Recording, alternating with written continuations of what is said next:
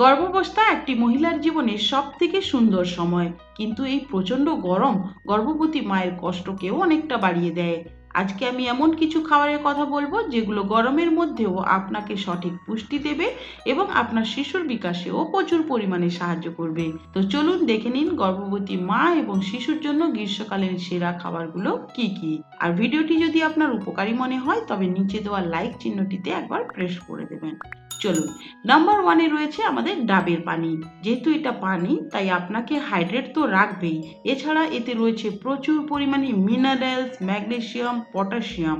তাই ডাবের পানি গর্ভবতীর ব্লাড প্রেশারের সমস্যা, গরমের মধ্যেও হজম, অ্যাসিডিটির সমস্যা, কনস্টিপেশন, ডিহাইড্রেশন এসব কিছু ঠিক করবে এই ডাবের পানি।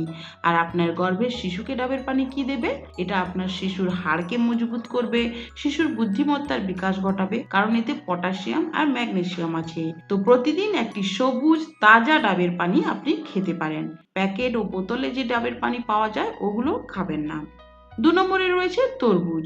তরমুজে ৯০% পানি রয়েছে, এছাড়া ফোলেট, ফাইবার, অ্যান্টিঅক্সিডেন্ট এবং ভিটামিন সিও রয়েছে। আর আপনার গর্ভের ছোট্ট শিশুর জন্য এতে কি রয়েছে? তার জন্য এতে রয়েছে লাইকোপিন এবং ভিটামিন এ, যা শিশুর রোগ প্রতিরোধক ক্ষমতাকে বাড়াবে। আর বাচ্চার চোখ, ত্বক এবং নিউরোট্রান্সমিটার ডেভেলপমেন্টের জন্য তরমুজ কিন্তু খুব ভালো কাজ করবে। তবে তরমুজ কাটার আগে খুব ভালোভাবে ধুয়ে পরিষ্কার করে নেবেন, আর আগের থেকে কেটে রাখা তরমুজ খাবেন না। ৩ নম্বরে রয়েছে কাঁচা আমের শরবত। কাঁচা আমে প্রচুর পরিমাণে ভিটামিন সি, ফাইবার এবং অ্যান্টিঅক্সিডেন্ট থাকে, যা গর্ভাবস্থায় মা ও সন্তানের জন্য অনেক উপকারী। কাঁচা আমের শরবত গরমকালে শরীরকে ঠান্ডা রাখতেও সাহায্য করবে। আর এই কাঁচা আমের শরবত থেকে গর্ভের শিশু পাবে ভালো পরিমাণে আয়রন এবং ফলিক অ্যাসিড, যেগুলো একটি শিশুর বিকাশের জন্য খুবই জরুরি। তবে অতিরিক্ত পরিমাণে আম খাবেন না, আর খুব ছোট এবং খুব আঠাযুক্ত আম খাবেন না। চলুন, এবার ৪ নম্বরে রয়েছে শসা বা ক্ষীরা।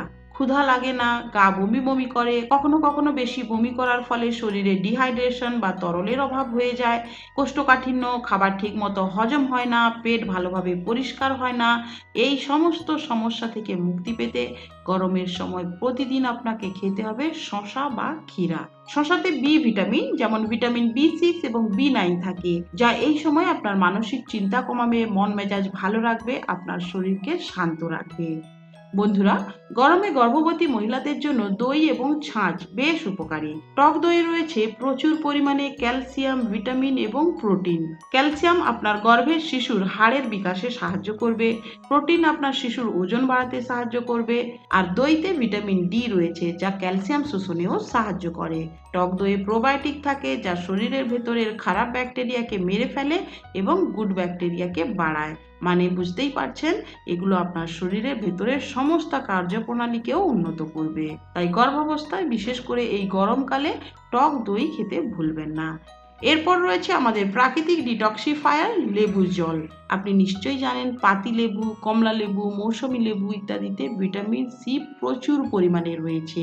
আর আমাদের শরীর যেহেতু ভিটামিন সি কে জমা করে ধরে রাখতে পারে না, তাই প্রতিদিন কিছু না কিছু ভিটামিন সি যুক্ত খাবার কিন্তু আপনার অবশ্যই খাওয়া উচিত। তাহলে ১ গ্লাস পানি নিন, সামান্য লেবু, সামান্য কালো লবণ এবং কিছু মিশ্রির গুঁড়ো যোগ করুন এবং আপনার লেবুর পানি তৈরি হয়ে গেল। তো বন্ধুরা, আশা করি এই ভিডিওটি আপনার একটু হলেও কাজে লাগলো। আরো কোনো বিষয়ে ভিডিও দেখতে চাইলে নিচে কমেন্টে লিখে জানাবেন আর একটা লাইক দিয়ে দেবেন। ধন্যবাদ।